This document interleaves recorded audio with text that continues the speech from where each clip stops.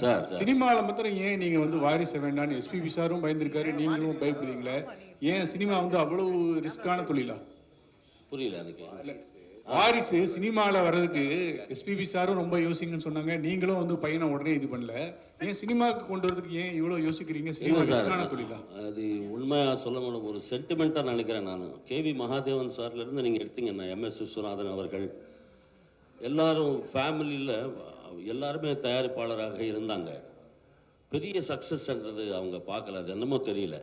But அது மாறி ஏதாவது நடந்ததுன்னா ரொம்ப சந்தோஷம் என் மூலமாக. சார் இது வந்து ஒரு பாட்டுக்கு 10,000 20,000 அந்த காலத்தில் 2,000 வாங்கிட்டு நம்ம உசுறு கொடுத்து பாடிட்டு சம்பாதிச்ச காசு டக்குன்னு எடுத்து ஒரு 4,000 4 கோடி 5 கோடி எடுத்து என் ஃப்ரெண்ட்ஸுக்கு கூட நான் நிறைய பேர் கேட்பாங்க, ஃபாரினர்ஸு, சார் நீங்கள் ஒரு படத்துக்கு நீங்கள் சப்போர்ட் பண்ணுங்கள், நான் காசு வைக்கிறேன்னு. அது போச்சுன்னா நட்பே போயிடும். அது தேவையில்லாத விஷயம் எனக்கு. நான் என்னுடைய பாட்டு எனக்கு இருக்கிற சக்திக்கு எங்கே போகணுமோ அது வரைக்கும் போகிறது தான் சின்ன வயசுலேருந்து பழகிட்டேன் நான் பெரியவங்களெல்லாம் பார்த்து.